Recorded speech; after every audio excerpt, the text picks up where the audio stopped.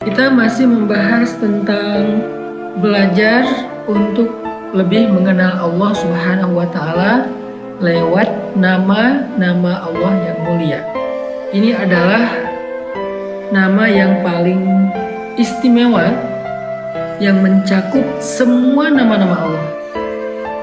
Kata Allah adalah kata atau nama yang sangat istimewa. Kalau dalam definisi bahasa Arab disebut dengan Ismul A'zam, nama yang paling agung dan paling tinggi. Jadi kalau misalnya kita mau memanggil Allah dengan panggilan nama-namanya Ar-Rahman, Ar-Rahim, Ar-Razzaq, Al-Wahhab, maka semua nama itu kalau kita ganti, kita panggil dengan nama Ya Allah, maka itu sudah mencakup semua nama-nama Allah yang mulia. Coba perhatikan firman Allah di dalam surat Al-A'raf. Kita tilawah dulu satu ayat. Di dalam surat Al-A'raf ayat 180, surat ke-7 ayat 180.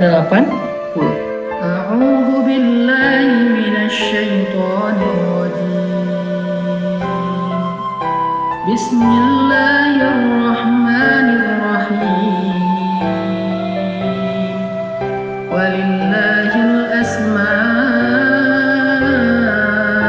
husna fad'uhu biha wadharul ladzina yulhiduna fi asma'ihi sayujzauna ma kanu ya'malun. Allah punya banyak nama, Asmaul Husna. Walaupun yang kita hafal adalah 99, tetapi kata jumhur ulama namanya lebih daripada 99 dan tidak terbatas. Tidak ada yang tahu persisnya jumlah nama-nama Allah itu berapa. Saking agungnya Allah. Ketika kalian meminta rezeki, Ya Razzaq, Ya Wahhab, Ya Fattah, kalian bisa memanggil nama itu. Ketika kalian meminta pertolongan atas kejahatan dari orang-orang yang zalim, kalian bisa mengatakan Ya Jabbar, Ya Aziz, Ya Qahhar, dan seterusnya dan seterusnya. Kalian bisa memanggil dia dengan nama-nama manapun di antara nama-nama yang mulia itu. Fad'uhu biha. Berdoalah, mintalah pertolongan, panggillah dengan nama-nama itu. Tetapi semua nama-nama yang jumlahnya tidak terbatas itu sesungguhnya terkandung di dalam satu kata yang sangat tinggi, sangat mulia, Ismul Jalalah, yaitu kata Allah. Karena Allah Ismul A'zam, nama yang mengandung semua keagungan. Makanya kalimat Allah ini bisa kita jumpai di dalam banyak lafaz. Kita bisa menjumpainya di dalam banyak ayat Al-Quran, kita menjumpainya di dalam banyak hadis, dan kita menjumpainya juga di dalam banyak doa selain Rabb, Allah. Itu kalimat yang paling banyak kita jumpai di dalam literasi Islam. Jika orang dalam keadaan takut, dia memanggil kata Allah, maka di dalam kata itu terkandung yang maha perkasa, yang maha tinggi, yang maha kaya, yang maha mencipta, yang maha mengurus, yang maha melindungi, yang maha memelihara, merawat, menyembuhkan, menaklukkan, mengalahkan, mengangkat, menjatuhkan. Terkandung di dalam kata Allah. Saya teringat dengan istighosah yang dibaca oleh Nabi SAW pada malam sebelum terjadi perang Badar. Apa itu istighosah? Meminta pertolongan, berdoa dalam doa yang panjang. Allah Subhanahu wa Ta'ala berfirman di dalam ayat 9 surat Al-Anfal.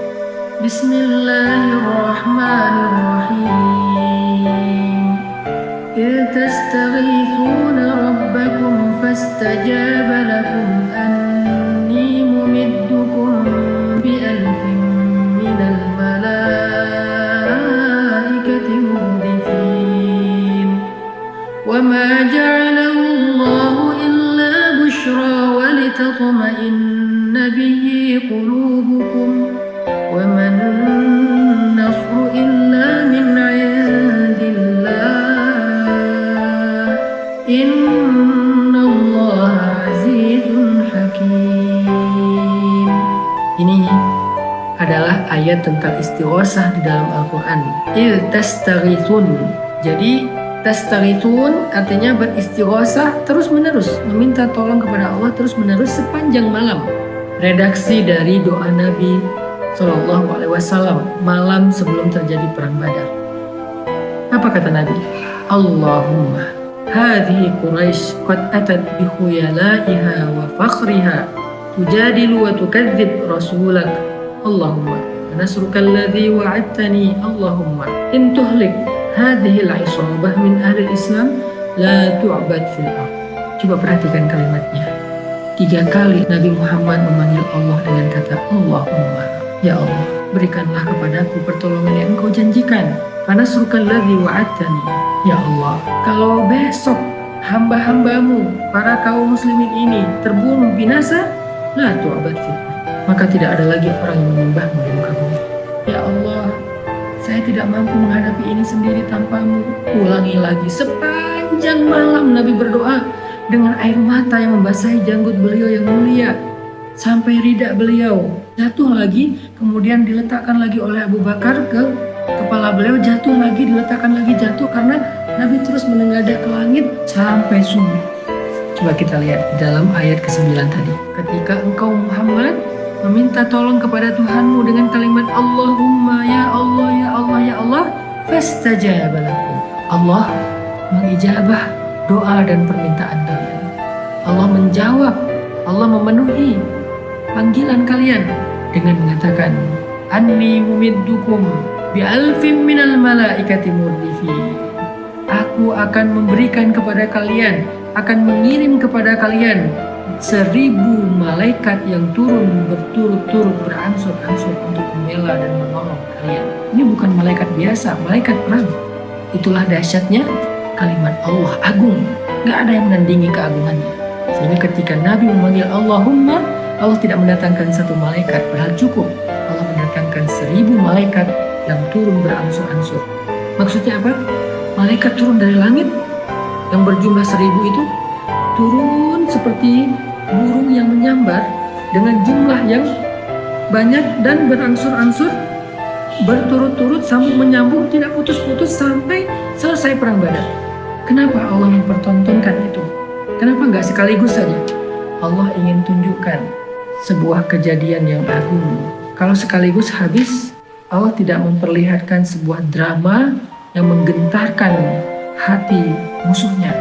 Seketika habis, Allah bisa melakukan itu. Dengan angin aja udah cukup, tak perlu malaikat. Tapi Allah datangkan malaikat dengan seolah-olah ikut berperang bersama kaum muslimin. Jadi jumlahnya sekarang bukan 1000 banding 300, tapi 1000 musyrikin melawan 1300 muslimin dari golongan manusia dan malaikat.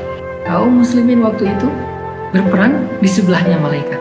1 orang kaum muslimin didampingi 3 malaikat. Sehingga kaum muslimin merasa pede, musyrikin merasa kaget, harus melawan 4 orang sekaligus, 1 manusia dan 3 malaikat. Setiap ada kaum muslimin yang maju, malaikat mendampinginya. Ada kaum muslimin yang menghadapi musuh, malaikat mendampinginya. Nabi memanggil Allah, ya Allah, Allah dengar langsung. Gak perlu Nabi mengatakan kalimat-kalimat yang panjang, cukup Allahumma, ya Allah. Fastajaba lakum. Allah langsung mendengar. Ada apa wahai hambaku? Ada apa wahai Rasulku? Ada apa wahai kekasihku? Ada apa wahai Muhammad? Ya Allah, ya Allah. Kenapa Nabi memanggil sampai pagi? Karena Nabi ini mengajarkan kepada kita salah satu adab berdoa itu adalah ilhah. Ilhah itu dalam bahasa Indonesia artinya merengek. Pernah lihat anak kecil merengek? Meminta jajan, meminta mainan. Gimana anak kecil kalau merengek? Mengulang-ulang permintaannya dalam waktu yang lama sampai orang tuanya kadang-kadang ngerasa terganggu. Tapi Allah enggak, Allah suka kalau hambanya merengek. Ini istimewanya dan maha baiknya Allah. Allah tuh suka kalau kita merengek. Artinya Allah tuh makin kita merengek tuh makin senang untuk menolong kita. Ilhah, makanya merengeklah kepada Allah, ilhahlah kepada Allah. Seperti Nabi ilhah dengan doa panjangnya yang diulang-ulang. Inilah salah satu bukti tentang betapa istimewanya menyebut nama Allah dalam kehidupan kita. Kalau kita tahu bagaimana cara menyebut nama itu di dalam doa, di dalam kegiatan aktivitas kita sehari-hari, kita akan melihat keajaiban-keajaiban yang dahsyat seperti yang Allah tunjukkan di dalam perang Badar dengan 1000 malaikat. Intinya adalah jangan remehkan kata Allah. Bismillah, a'udzubillah, la haula wala quwata illa billah, hasbunallah, apalagi subhanallah, masya Allah, apalagi Allahu akbar, alhamdulillah, fatabarakallah. Semua yang ada kandungan kata Allah, insya Allah. Jangan remehkan kata insya Allah.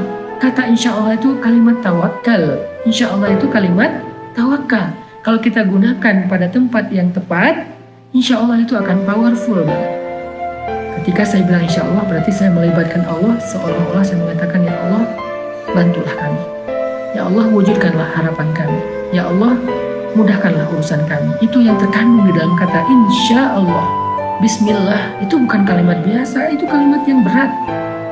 Makanya Nabi mengatakan, segala sesuatu yang di dalamnya ada nama Allah akan diberkahi, dan segala sesuatu yang di dalamnya tidak ada nama Allah maka akan tercabut keberkahannya. Mudah-mudahan kita bisa sekarang lebih semangat lagi menyebut, berzikir dengan nama Allah ini, membasahi lisan kita dengan nama Allah lebih sering kita sebut daripada nama-nama apapun dalam kehidupan kita sehari-hari. Sehingga dengan sering-seringnya kita menyebut nama Allah, Allah akan memberkahi kehidupan kita.